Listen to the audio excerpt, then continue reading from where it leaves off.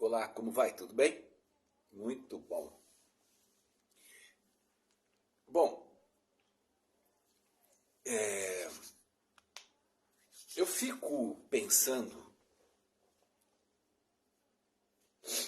no confronto, nos embates que nós temos que ter dentro do meio de quem estuda a Bíblia,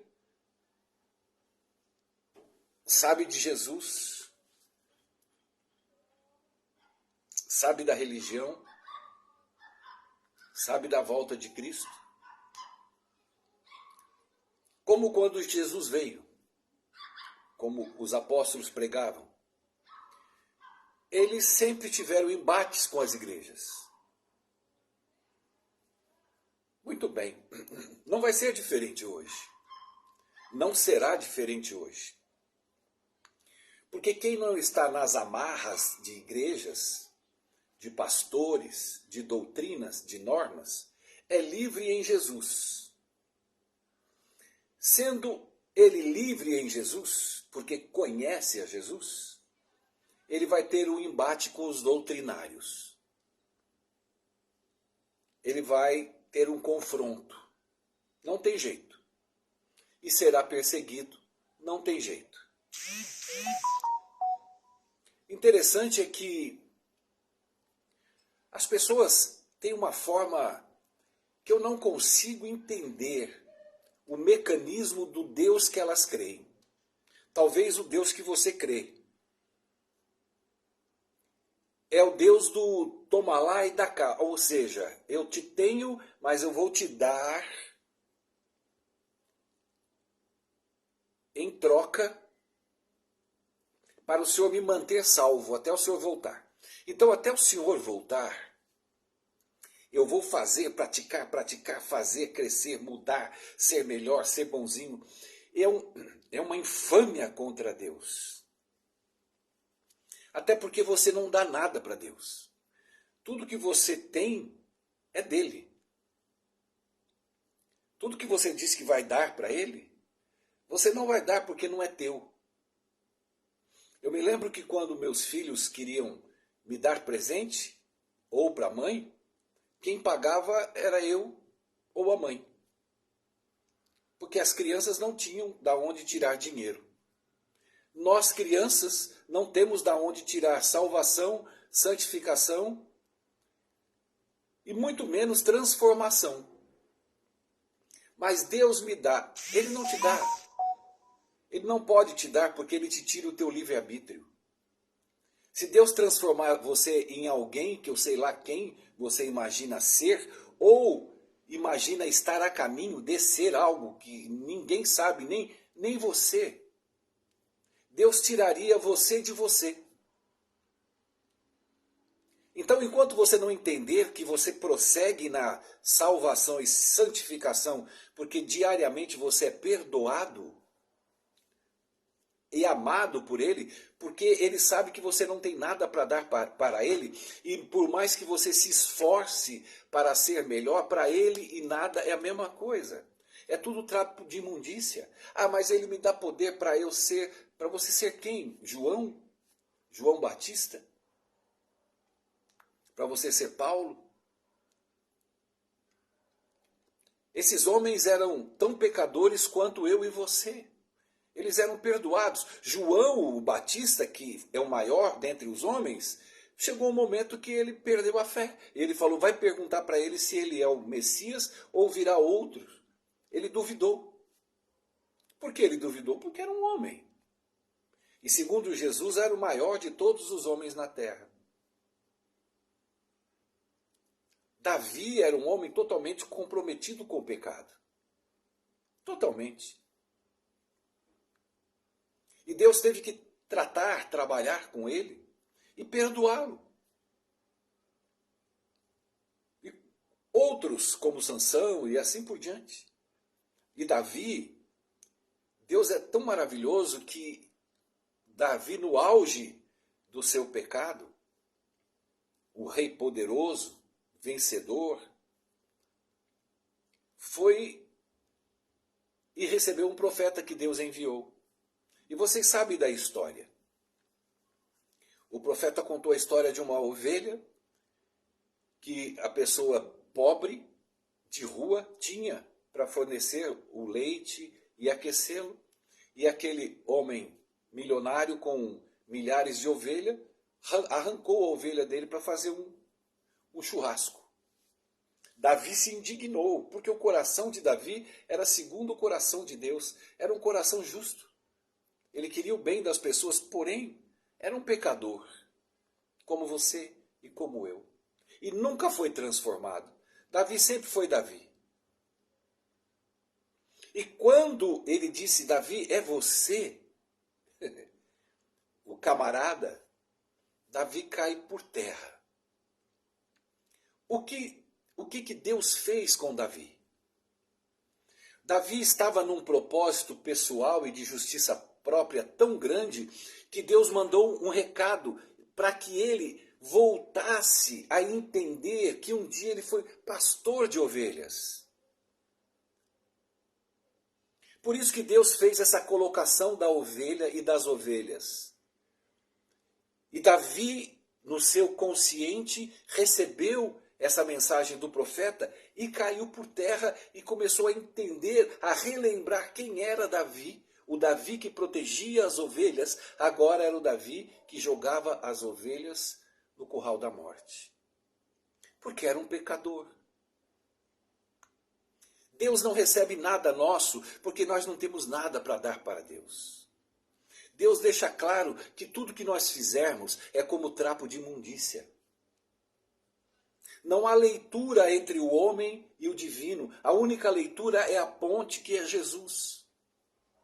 E por que existe essa ponte? Para nos perdoar. Mas tem pessoas que insistem em ser petulantes como Davi foi. Achar que são trabalhadas, reformadas e melhores. Nós não somos melhorados. Nós deixamos talvez de praticar atos como fumar, beber, acusar pessoas. Isso não quer dizer que você foi transformado. Você apenas deixou de.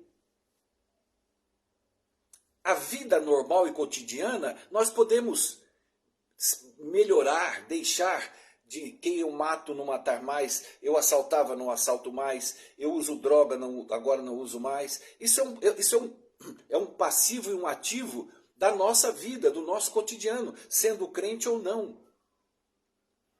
Agora, se Deus nos transforma, meu Deus, eu estou há 35 anos na igreja, eu seria o profeta que foi arrebatado. Porque 35 anos sendo transformado, não, eu fui 35 anos perdoado. E o que Deus e Jesus faz com o seu povo? Com a igreja que é metida, que se acham, que se valorizam, que acham que tem poder, que acham que recebem coisas do céu que ninguém recebe, só eles. Quando Jesus curou aquele cego de nascença,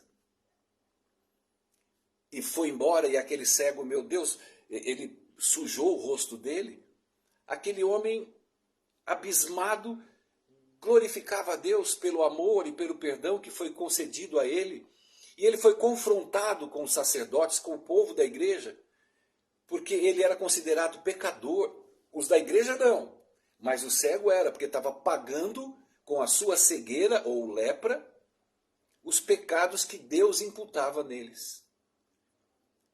E não imputava na igreja, porque a igreja é pura e santa, na cabeça da igreja. E aquele homem foi levado aos sacerdotes e foi confrontado, foi humilhado, foi pisoteado, foi chamado de mentiroso. Chamaram os pais dele. E ele disse, foi um homem que melou meu rosto e eu comecei a enxergar. E perguntaram novamente, repita, o que aconteceu? Foi um homem que passou, cuspiu, pegou uma terra, fez uma lã, e depois ele sumiu e eu enxerguei. Que ele disse o seguinte, quem sabe esse não é o Messias que está escrito nas Escrituras? Um pecador. Como ele sabia que era o Messias? Porque as Escrituras diziam que o Messias curaria cego de nascença, leprosos, tudo aquilo que os falsos profetas e o inimigo de Deus estava provocando na região na época, mas nesses itens eles não conseguiam curar, só o Messias poderia curar pelo poder de Deus. E aí cortaram ele da igreja. Por quê? Porque a igreja não tinha o Messias no coração, não tinha Jesus no coração. Tinha doutrinas, tinha regras e tinha normas. E aí ele encontra com Jesus. E Jesus pergunta, você crê no Filho do Homem? E ele falou, quem é o Filho do Homem? Ele falou, esse que está aqui, aquele quem te curou. E ele adorou a Jesus. Bastou. Bastou. Porém, os sacerdotes ouviram e gritaram, xingando a Jesus e ele, acusando-o. E o sacerdote dizia, nós enxergamos o que você está fazendo. E Jesus falou, por isso mesmo que vocês vão morrer no pecado de vocês, porque vocês dizem que enxergam e eu não posso curá-los. Vocês estavam enxergando, porque eles eram apenas doutrinados. Eles não conseguiam enxergar. E ele disse assim, esse homem, como Bartimeu, lembra? Filho de Davi, tenha misericórdia de mim. Jesus disse naquela época, não, tira ele é um cego, apenas um cego. E o sacerdote xingando, ele falou, interessante que vocês não me enxergam. E o cego me enxerga. Olha que lindo isso. Os cegos enxergaram Jesus. Mas você, doutrinado, igrejeiro, que se acha poderoso, que tem dom sei lá do que e da onde vem, que você diz que é de Deus, que morre dentro das igrejas, porque fora da igreja é mais um cego. Mas se alimentam de atos e emoções. Outras igrejas se alimentam de doutrinas, comportamentos e afazeres, como se Jesus e Deus estivessem esperando algo de mim e de você. Pobres criaturas.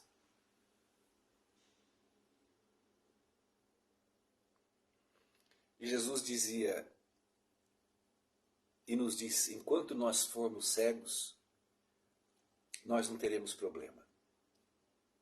Agora, quando acharmos que estamos enxergando, ele não pode fazer mais nada por nós. E ele disse que veio dar vistas aos cegos. Está chamando os cegos. E ele dizia para aqueles homens, vocês se dizem filho de Abraão? E o cego quietinho e calado. Porém, Abraão me viu nos seus dias e regozijou de alegria. E vocês continuam cegos. E Jesus falou, vos perseguirão por causa do meu nome. O meu nome não é a fala. O meu nome não é a emoção que eu sinto num culto, que eu grito, que eu levanto mão, que eu rodo, ou que eu guardo lei, porque ninguém guarda nada.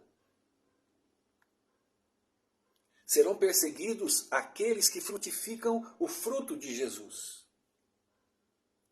Porque o fruto de Jesus está direcionado somente a pessoas. Se não houver o próximo na sua vida, continue na sua igreja pulando, sapateando, gritando, cantando sapatinho de fogo. E vocês que guardam a lei, continue guardando sábado, domingo, estudando a sua Bíblia. E tenham bom proveito. Porque vocês enxergam. E Cristo não pode fazer nada por vocês.